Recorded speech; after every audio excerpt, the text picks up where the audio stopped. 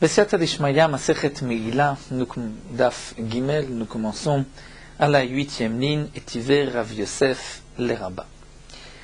Nous avons vu plus haut une machloket au début de Daf Bet Amoud Bet entre Rabba et Rav Yosef concernant les psulim mentionnés dans la Mishnah, comme le cas d'un korban qu'on devait égorger au nord de la Hazara et qu'on a égorgé au sud de la Hazara.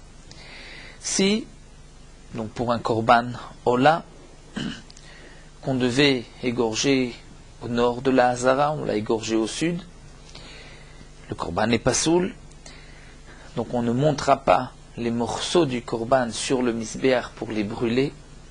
Quel est le din si, malgré tout, on les a montés im alou? Est-ce qu'on les fait descendre ou pas? Étant donné que, comme nous l'avons vu, il y a certains psulim que bien que les khatrila, on ne doit pas les monter sur le misbéach, mais si ils ont été montés bediavad, on ne les fera pas descendre. Quel est donc le din pour une bête qu'on a égorgée au sud, qu'on a récupéré le sang de cette bête au sud? Le korban n'est pas soul, si on a monté le membre bediavad, est-ce qu'on le redescend ou pas? Rabba nous a dit que oui, yirdu, et Rav Yosef dit non, imalou, lo yirdu. La Gemara poursuit ici, et tiver Rav Yosef le Rabba. Rav Yosef va objecter, va poser une question à Rabba. Rabba qui a dit imalou yirdu. Rav Yosef va apporter une preuve que imalou lo yirdu. Cette preuve que Rav Yosef va nous apporter n'est pas d'une Mishnah ou d'une Breita, où nous voyons Mefourash, le contraire, mais c'est Chada migo Chada ve Chada migo Chada. C'est-à-dire que il y a trois Mishnayot qu'on va utiliser, et médaïque une d'une autre, et lorsqu'on aura vu ces trois Mishnayot, c'est là que va apparaître la contradiction sur les paroles de Rabba. Première Mishnah, Chada, c'est marqué Vechulan en metamim gadim abetablia. Et tous, en metamim gadim abetablia. C'est-à-dire, comme Rachid nous l'explique. Dans Masechet Zvachim, il est rapporté que Chatat Ta'of doit être égorgé en bas du misbéach. On doit asperger le sang en bas du misbéach. Ola Ta'of, un oiseau Ola, on doit asperger le sang en haut du misbéach. Normalement, c'est toujours le contraire pour une bête. Pour une bête, on égorge, donc on asperge le sang sur le misbéach. Lorsqu'on asperge le sang pour un korban Chatat, c'est en haut, korban Ola, et les autres korbanot, c'est en bas. Pour Chatat Ta'of et Ola Ta'of, c'est le contraire. Ola Ta'of, c'est en haut, et Chatat Ta'of, c'est en bas. Et la Mishnah dans Masechet Zvachim nous rapporte tous les cas possibles, puisqu'il y a aussi des différences dans la manière de faire la avoda du Chatat Ta'of, la manière de faire la avoda d'un Ola Ta'of. Si on a pris un Chatat Ta'of, et on a fait comme un Ola Ta'of, en pensant, donc il y a plusieurs cas, si ça a été pensé comme un Ola Ta'of, comme Chatat Ta'of, ou bien un Ola Ta'of, qu'on a fait que c'est Chatat Ta'of, en haut, en bas. Donc on a plusieurs cas mentionnés dans la Mishnah, et la Mishnah nous dit à la fin que dans tous les cas, Vechulan, en metamim gadim abetablia, même si, donc on a le korban Ola, on a fait sa melika comme le korban Chatat, ou inversement le korban Chatat comme le korban Ola, dans tous les cas, en metamim gadim abetablia, c'est-à-dire que normalement un oiseau qui est mort, une nevela d'un oiseau kasher qui n'a pas été égorgé, lorsqu'on la consomme, cette nevela, dans la gorge, elle rend impur l'homme. Metame begadim abetablia.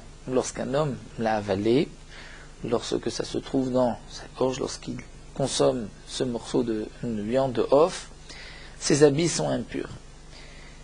C'est seulement à condition que l'oiseau soit nevela. Si l'oiseau a été égorgé, ou même dans le cas d'une melika kasher, c'est la melika qui se fait avec l'ongle, si c'est kasher, c'est un korban, il n'y a pas de tum'a.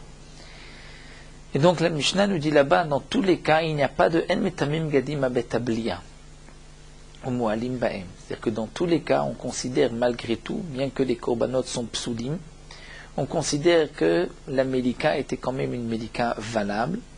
Et puisque la melika est valable, donc ce n'est pas, il n'y a pas de touma, c'est comme si elle a été égorgée. c'est comme si l'oiseau était égorgé. Donc malgré tous les changements, malgré que le korban sera pas soul, malgré tout, puisque la Melika est considérée comme cachère. Donc c'est comme si l'oiseau a été égorgé. Un autre point, au Moalim Baim, il y a aussi une Meila. C'est-à-dire que normalement, la Melika d'un oiseau, Khatat et la Zrika, lorsqu'on va asperger le sang de cet oiseau, va enlever la Meila. Il n'y a plus dorénavant de Meila, de profanation, puisque la viande est destinée au Kohanim. Donc lorsque cette viande est permise au Kohanim, il n'y a plus de Meila, comme nous l'avons vu. Donc tous les cas mentionnés là-bas, dans la Mishnah, il y a malgré tout une Meila. C'est-à-dire que d'un côté, la Melika est valable, que la bête n'est pas considérée comme, l'oiseau n'est pas considéré comme une Nevela, donc il n'y a pas d'impureté. C'est comme si elle a été gorgée.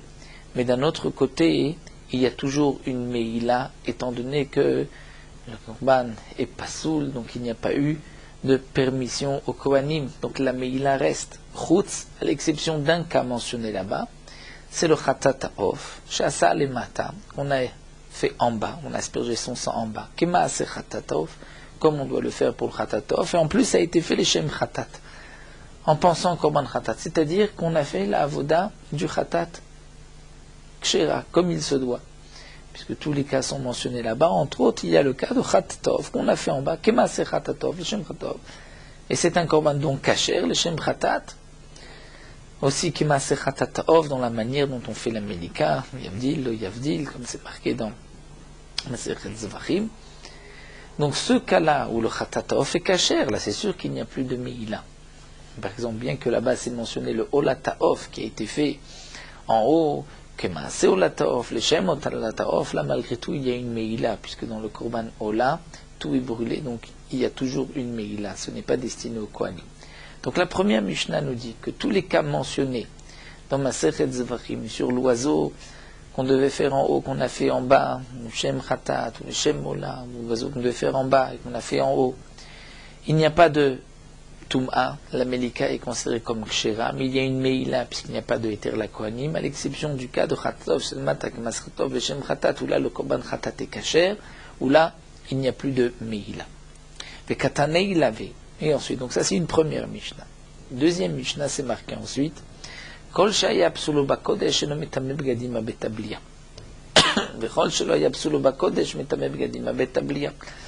Nous avons une Mishnah qui nous donne cette règle, qui nous dit tout ce qui est psulo bakodesh, c'est-à-dire que le psoul de ce korban est arrivé dans le Bet Hamikdash à cause d'une avoda. Il n'y a pas de touma. Si la Melika est kshera, il n'y a plus d'impureté si on consomme cet oiseau. Et lorsque ce n'était pas psulo bakodesh, c'est-à-dire que le psoul était avant, comme Avarzmano nous dit Rashi, où le pied de l'oiseau avait été coupé auparavant. Ça, ce n'est pas un psoul qui est survenu après. Il n'était pas soul, ça ne dépend pas de la hazara. Dans ce cas-là, même si on a fait la Melika de l'oiseau, il y a toujours une Touma Bebetablia, c'est comme une Nevela, puisque le Korban n'était pas caché.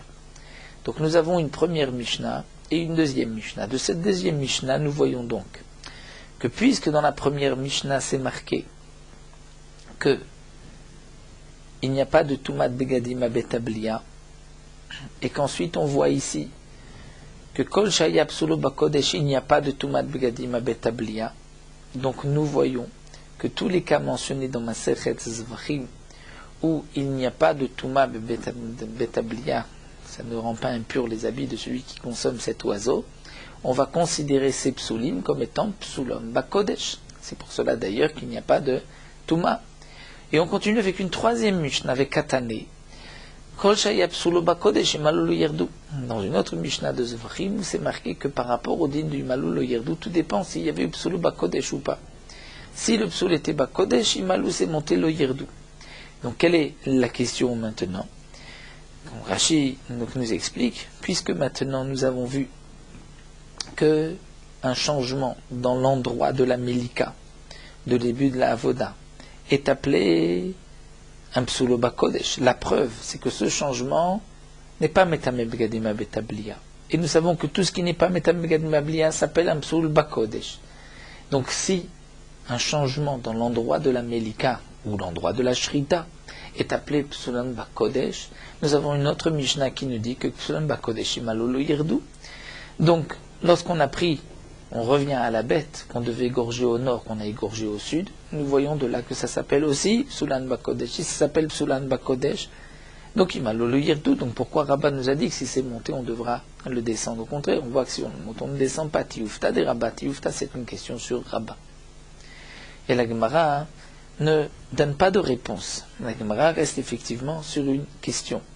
Donc nous voyons que le début de la Avoda la Melika, s'il y a eu un changement, malgré tout, c'est Imalolo Yirdu, donc un chinouille dans la Shrita, qui est aussi le début de la Avoda, si c'est monté, ça ne descend pas, c'est une question sur Rabbah. Et la Gemara continue, va dépliquer Barabba vers Rav Yosef, cette marloquette que nous voyons ici entre Rabbah et Rav Yosef, Pshita et Rab Lazar. Rab Lazar, lui, n'a pas de doute, lui n'a pas de question.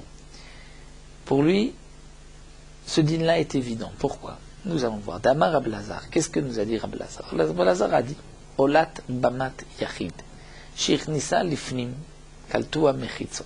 Qu'est-ce que cela signifie? Rashi nous explique. Nous avons dans Masechet Zvachim toujours une halakha qui rapportait la différence entre la Bamat Yachid et la Bamat Tzibur. Une Bamat Yachid, c'est à l'époque où les Bamot, les hôtels particuliers étaient permis.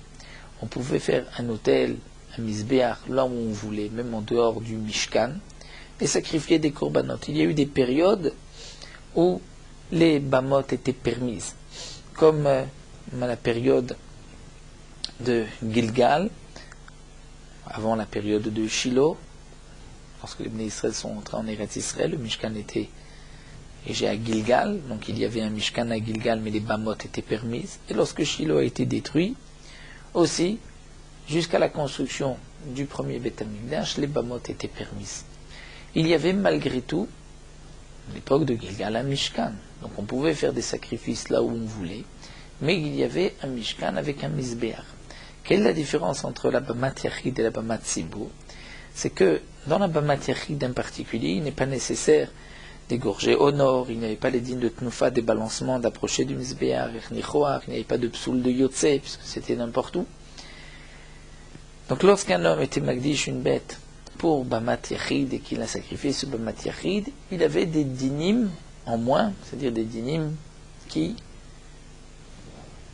ailleurs, dans la Bamat Tzibur, étaient Meakev, rendaient le Korban Pasoul, par exemple Tsafon ou Yotze, alors que dans la Bamat Yachid, ce n'était pas Pasoul. Donc quel est le din d'une Olat Bamat Yachid? C'est-à-dire on a sanctifié un Korban Ola pour une Bamat Yachid, et Shir Nisa Lifnim, et on a fait rentrer ce Korban Ola dans la Bamat Tzibur, dans le Mishkan, entre les rideaux du Mishkan. Eh bien, le din est que Kaltua Mechitzot le Kol Davar. C'est-à-dire, à partir de ce moment-là, Kaltua Mechitzot, les Mechitzot de la Hazara du Mishkan, vont lui donner un statut comme si cette bête avait été, dès le départ, destinée à être sacrifiée là-bas, et donc il faudra l'égorger au nord. Et si on l'égorge au sud, à ce moment-là, c'est pas soul. En dehors, sur la Bamat Yachid, on pouvait l'égorger n'importe où. Mais une fois que c'est rentré, c'est fini. Kaltua Mechitzot. Les Mechitzot vont lui donner les dinim de Bamat Tzibur. Et Baé Rab Lazar se pose la question. Olat Bamat Yachid, Shechnisa, Shenifsela, Haluma ou Sheyirdu. Lui, Rab Lazar se pose la question dans le cas suivant. Peut-être qu'on ne signe pas, ça demande des Girsaot, comment on égoresse. Donc Rab Lazar dit, une Olat Bamat Yachid, chez Nifsela, c'est-à-dire qu'on a égorgé cette Olat Bamat Yachid après l'avoir fait rentrer dans la Hazara au sud, on l'a égorgé au sud. Donc normalement, une fois qu'on l'a rentrée dans la Hazara, bien qu'elle était destinée au départ Bamat Yachid, on l'a rentrée dans la Hazara, elle est dorénavant destinée à être égorgée au nord, on l'a égorgée au sud. Et ensuite on la monte sur le Misbéach. Aluma ou Sheirdu, est-ce qu'on la fait descendre ou pas? En tout cas, nous remarquerons donc que Rab Lezer n'a posé la question que dans le cas d'une bête où on avait au départ voulu la sacrifier dans la Bamat Yachid, et qu'ensuite on l'a fait rentrer dans la Hazara du Mishkan, que donc dorénavant elle a un din particulier qu'il faut l'égorger au nord et pas au sud. Si on l'a égorgée au sud, est-ce que si on l'a montée, on l'a fait descendre? Pourquoi Rab Lezer n'a pas posé la question simplement d'une bête? on avait mis les khatrila destinés pour le Mishkan, on l'a égorgé au sud, quel est le din? Donc puisque Rabbi Eliezer puisqu'il pose une question dans un cas précis, les bêtes qui au départ n'étaient pas destinées pour cela, donc cela veut dire que dans l'autre cas, dans le cas d'une bête où Mile Khatrila, on l'avait sanctifié pour le Mishkan, qu'on doit égorger au nord, on voit donc que Rabbi Eliezer n'avait pas de question. Dans ce cas-là, Ike Rabba, Ike Rav Yosef, où il pensait comme Rabba, Imalou Yerdou, comme Rav Yosef, Imalou Lo Yerdou. Sinon, pourquoi Rabbi Eliezer pose la question juste dans ce cas particulier? Donc nous voyons que ce que Rabba et Rav Yosef sont en marloquette pour Rabbi Eliezer, c'est pas shoot. Comme qui? Ça, nous ne savons pas.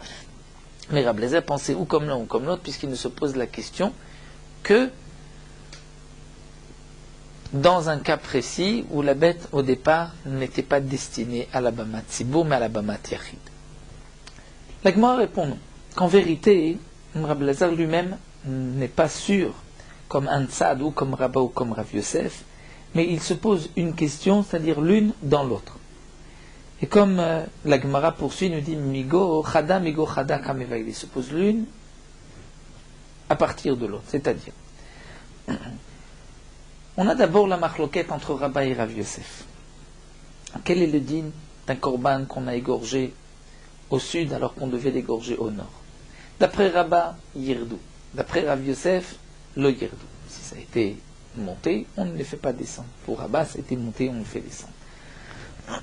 Première question que se pose Rabbi Eliezer dans ce sens-là, en disant Atkan lo kama Rabba atam. Dire jusque-là, pourquoi Rabba a dit que ce que tu devais égorger au sud, au nord, que tu as égorgé au sud, Imalou Yerdou, si c'est monté, tu le fais descendre. C'est parce que Mechitza Ketikna passe là.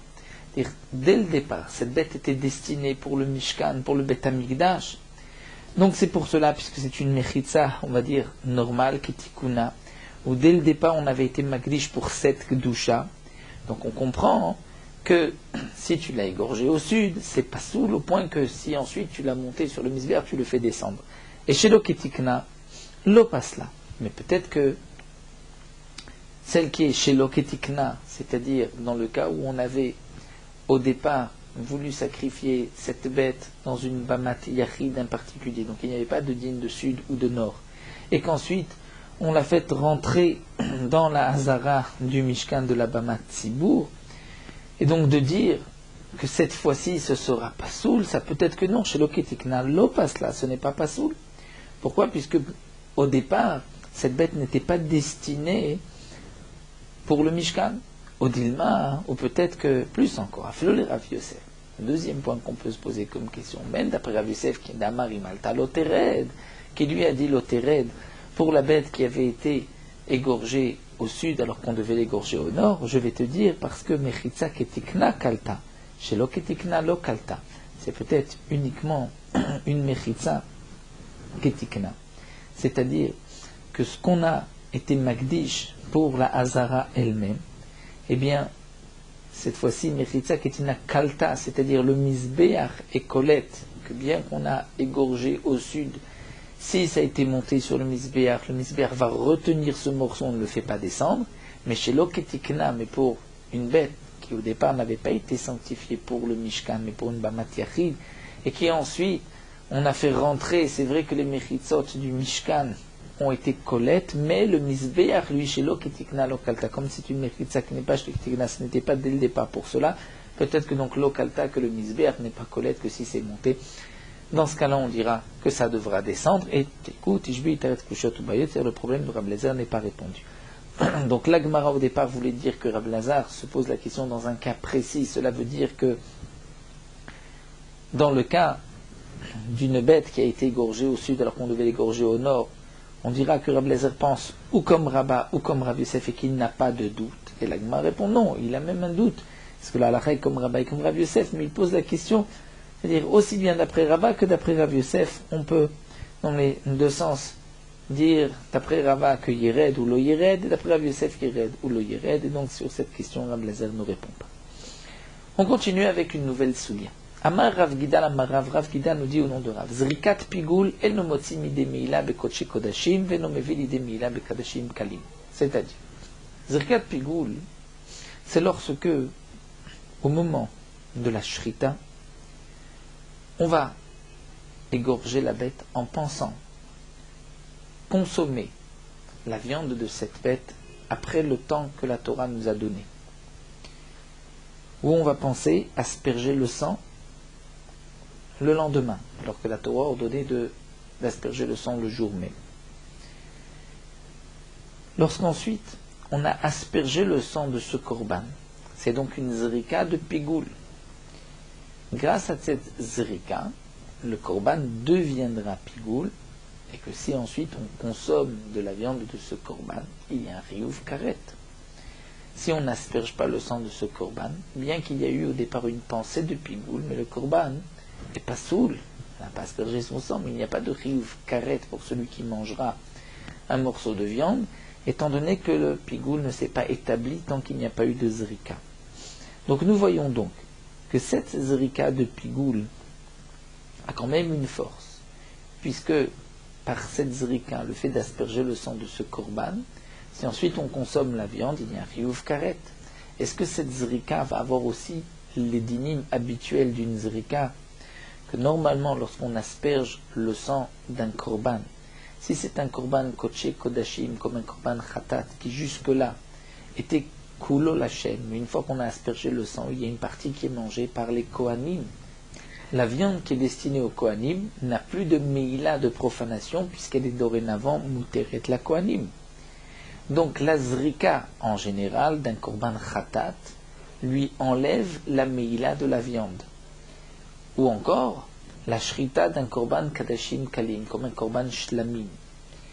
Jusque-là, jusqu'à la zrika, il n'y avait pas de meila. C'est seulement lorsqu'on va asperger le sang qu'il y a une meila. Sur quoi? Non pas sur la viande qui est mangée par les kohanim et les propriétaires, mais sur les graisses qu'on doit brûler sur le misbéach. Donc la zrika, en général, a l'effet d'enlever la meila sur la viande des korbanot kodaché kodashim et d'amener une meila sur les graisses ou les morceaux qu'on doit brûler sur le misbéach des kadashim kalim. Est-ce que la zrika de pigoul, qui est en soi une zrika d'un korban pasoul, mais puisqu'elle peut amener le pigoul, elle va installer le pigoul dans le korban, qui est un psoul, donc elle n'a pas d'effet, on va dire, positif, c'est un effet négatif, mais elle a un effet, puisque il n'y a de pigoul et de riouf karet que s'il y a une zrika. Donc pour cela, pour ce psoul, elle est appelée zrika. Est-ce qu'elle est aussi appelée zrika pour enlever ou amener la meila? Eh bien, Rav Gidal nous dit au nom de Rav, non. Zrikat pigoul, enom motzin mide meila bekotche kodashim, il n'enlève pas la meila d'un korban khatat, kotche kodashim, venom evili de meila bekodashim kalim, il n'amène pas la meila pour les morim d'un korban kadashim kalim, donc elle n'est pas considérée comme une zrika keshera. Ça, c'est le digne que nous enseigne Rav Gidal au nom de Rav. Etiv Abaye vekamarla lehashma'ata. Abaye était sur Beth Amikdash, rapporté cet enseignement de Rav Gidal. Etiv Rav Papa l'Abaye, Rav Papa vient objecter à Abaye, lui dit, c'est marqué. Nous avons une Mishnah. Shochet et à Toda lifnim. Le korban Toda est un korban qui est accompagné de pain, de l'achmé Toda, de 40 pains. Un homme qui égorge le korban Toda lifnim, c'est-à-dire à l'intérieur de la Hazara du Beth Amikdash. Mais l'achma, le pain du korban Toda, se trouve pour l'instant chutz lechoma, en dehors de la choma de la muraille. Quel est le din? Est-ce que le pain va avoir une kedusha, le pain qui normalement est kadosh par la shrita du korban? Eh bien non, lo kidesh et alechem. Pourquoi? Parce que dans le pasuk c'est marqué al zevach atoda de chalot. Donc al signifie à côté. Puisque le pain se trouve en dehors de la muraille, donc il ne peut pas y avoir de kedusha sur le pain. Ou un autre din, shachatat shelo karmu panea betano. On a égorgé le korban toda avant que le pain n'ait bien cuit, c'est-à-dire qu'il y ait eu une croûte sur le pain. Ou même afilu karmu kulam, tous les pains ont déjà bien cuit, ont déjà eu une croûte, même à l'exception d'un seul pain, donc il manque dans le compte des 40 pains un pain, le pain ne sera donc pas kadosh. Pourquoi? Puisqu'il faut qu'au moment de la shrita, tout le pain soit apte au korban, et là le pain n'est pas, on va dire, terminé. Un autre dit, shachata chutz lizmana vechutz limkoma, on a égorgé le korban toda, en pensant manger le pain vous mangez le korban, mangez le korban, chutz lizmana, en dehors, c'est-à-dire après le temps limité par la Torah, ou chutz limkoma, en dehors de l'endroit que la Torah nous a donné pour le consommer. Là, c'est marqué Kidesh Alechem, que le pain est kadosh. Donc les Chaora, comme nous explique Rashi, on parle dans le cas où au moment de la shrita, il a pensé consommer la viande après le temps limité par la Torah. Et ensuite il a aspergé le sang. Aussi dans l'esprit de Pigoul. Donc c'est une shrita et une zrika de Pigoul. Et on voit que le pain est kadosh. Donc Alma, Pigoul, Maïtela, l'idée Meïla. Donc on voit que la zrika de Pigoul amènera la Meïla sur le pain, puisque si le pain est kadosh et qu'on en profite, il y a une Meïla. Donc nous voyons qu'une zrika de Pigoul a un effet, et c'est contraire à ce que nous dit Rav Gidal ou Rav Ishtik. Donc la question a été posée par Rav Papa à Abaye. Abaye n'avait pas de réponse. Katele Kamed Rabbi Abba, lorsqu'ensuite il a été chez Rabbi Abba, Amarlek lui a dit Bezrika. C'est-à-dire, il lui a répondu. Cette question n'en est pas une. Pourquoi? Puisque Bezrika, ce qui est marqué, que Kidesh Alechem, lorsqu'il y a eu un pigoul dans la shrita, c'est parce qu'au moment de la zrika, il n'a rien dit. Il n'y a pas eu de pigoul dans la zrika. Donc, ce n'est pas, comme nous explique Rashi, un véritable pigoul, puisque le pigoul n'était qu'au moment de la shrita. Au moment de la zrika, il n'a rien pensé. C'est pour cela que, dans ce cas-là, le pain est kadosh et qu'il y a une meïla. Le din de Rav Gidal, c'est lorsqu'il y a eu un pigoul dans la zrika. Et le même moment de la zrika, il a pensé manger le korban après le temps limité par la Torah. Donc réponse ici de Rabbi Abba, c'est que le din de Rabbi Gidal, c'est seulement si au moment de la zrika, il a pensé une marshava de pigoul. Là, la zrika, bien qu'elle a un effet pour installer le pigoul, mais elle ne pourra pas amener une meïla. Pour les kadashim kalim, entre autres pour le pain, qui lui est aussi kadashim kalim. Mais le cas de cette Mishnah rapportée par Rav Papa, c'est lorsqu'au moment de la zrika, il n'a pensé à rien. Amalé Ravashi les Rava, mais Ravashi demande à Rava Vea Marula. Pourtant, nous avons un enseignement de Oula, qui nous dit dans Masechet Zvachim, Kometz Pigoul, Sheilou legabe misber paka pigulo mimeni. Nous avons une halakha aussi concernant la kmitza, une mincha, une offrande. On doit prendre une pleine poignée qui est appelée le kometz. Et donc au moment de la kmitza, on prend ce kometz pour, bien sûr il faut avoir la pensée de cette mincha, ne pas avoir une pensée de chutz lizmano ou chutz limkomo, de consommer les restes après le temps limité par la Torah ou en dehors de là où la Torah nous a ordonné. Donc ce kometz pigoul chez Eilul gabe misbeach. Le pigoul, le kometz et pigoul, on l'a pris ensuite et on l'a monté sur le misbeach. Paka pigulo mimenu. Le pigoul disparaît de ce morceau et on le laissera brûler sur le misbeach. Comme nous allons le voir tout de suite, Kmitza une shrita, c'est-à-dire, comme nous l'avons vu dans Masechet Zvachim, dans Masechet Menachot, il y a une correspondance entre les korbanot et les menachot.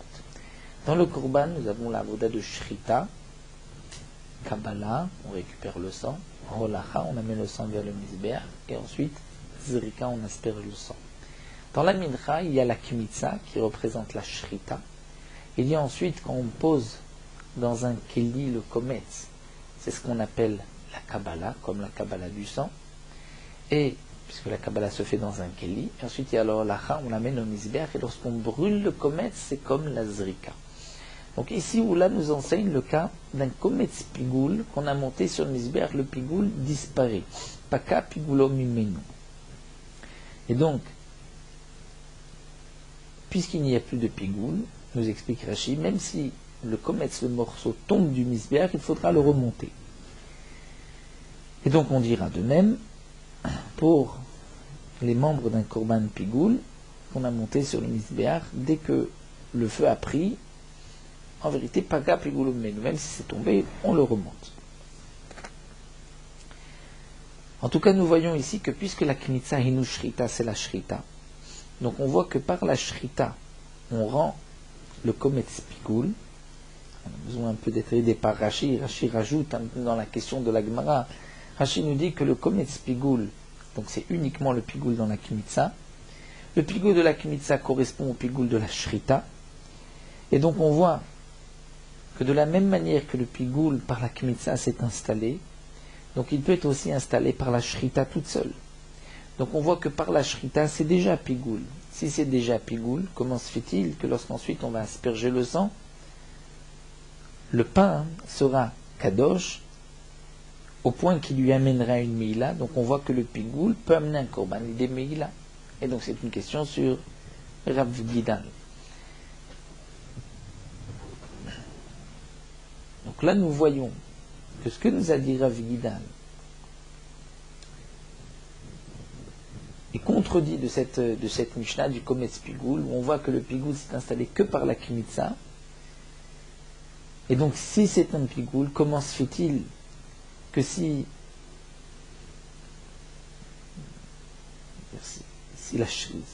le Kometz est un pigoul, donc la Shrita est un pigoul. Si la Shrita est déjà pigoul, alors comment est-ce possible que le pigoul étant déjà installé, au moment de la Zrika, on peut amener au pain une meila?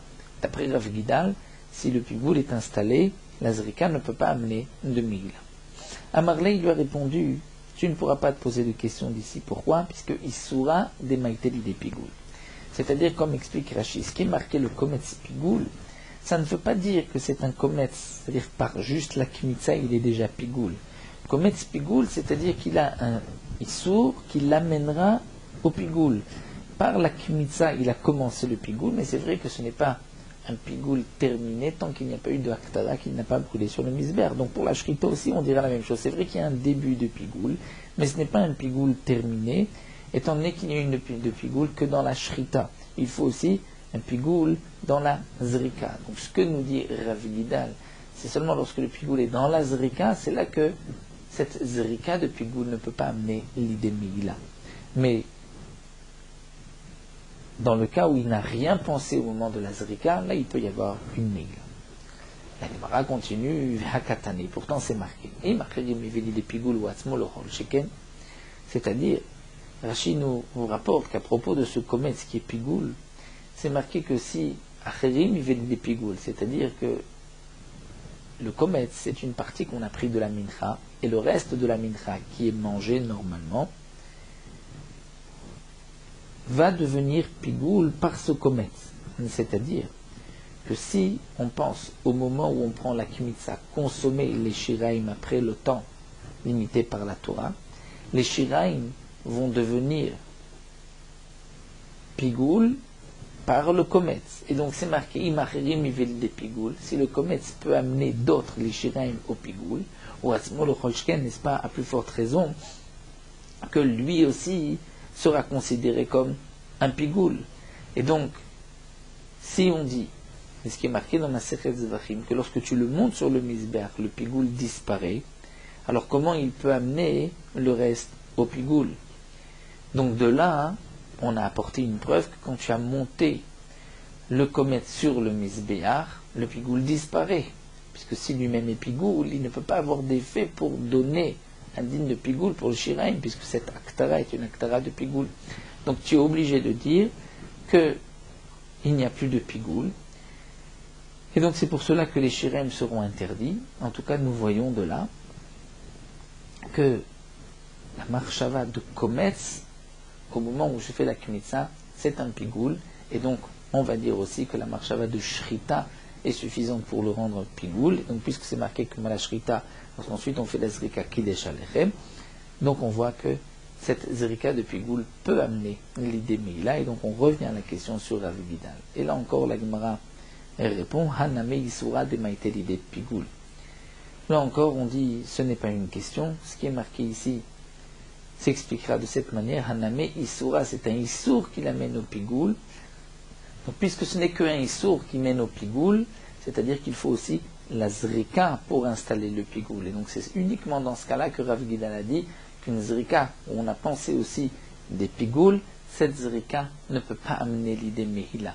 Mais lorsque il y a eu une shrita uniquement, mais pas de zrika dans un esprit de pigoul, à ce moment-là, le pain peut être kadosh, puisque cette zrika a quand même une force. Donc tout ce qu'on a apporté ici pour prouver que le pigoul était déjà installé, par la shrita, et on a apporté une preuve du kometz, ou dans le kometz, qui représente la shrita, on voit que le pigoul est déjà installé, la Gemara répond non, le pigoul n'est pas installé. C'est un issour qui peut mener à un pigoul, bien que c'est marqué que kometz pigoul, ce n'est pas qu'il est déjà pigoul, mais qu'il peut arriver au pigoul. Donc ça c'est ce que la Gemara a répondu, pour maintenir que Rav Gidal ne parle que dans le cas où il y a eu un pigoul aussi au moment de la zrika. Alors nous allons nous arrêter ici, la Gemara n'a pas terminé la soubia, donc on s'arrête à Amarle, Ravina et Ravash. On continue avec Merot Halacha Daf Gimel. Concernant l'écorce, la peau d'un fruit, comme une peau d'orange, qu'on va préparer en confiture avec du miel ou autre chose, il y a eu une marloquette dans la chronim, quelle est la bracha qu'on fera. Certains pouskim marquaient que de la même manière que pour un dinim de Orla, le dinim de Orla s'applique aussi sur la peau comme pour le fruit, pour la bracha aussi, la peau est comme le fruit lui-même, et donc on devra dire Boré Periaetz. Certains pouskim nous disent bien que pour la Orla, il y a aussi un dinim de Orla dans les peaux d'orange. Malgré tout, la peau n'est pas l'essentiel du fruit, étant donné qu'on ne plante pas l'arbre pour la peau. Et donc, sur la peau du fruit, on ne dira que Boré Peri Ha'adama. Il est rapporté aussi dans les poskim que celui qui consomme une peau d'orange, il devra dire, d'après certains, She'akol Miya Bidvaro. Les poskim m'ont rapporté qu'étant donné qu'il y a donc toute une marloquette, quelle est la bracha qu'on doit faire sur une peau d'orange qu'on a préparée, qu'on a confit. Celui qui consomme une peau d'orange devra dire la bracha de She'akol et ainsi être yotze de tous les avis. Bedi Avatz, on est de la bracha de Boré Peretz ou Boré Peri Adama, on est yotze et il n'est pas nécessaire de refaire une bracha.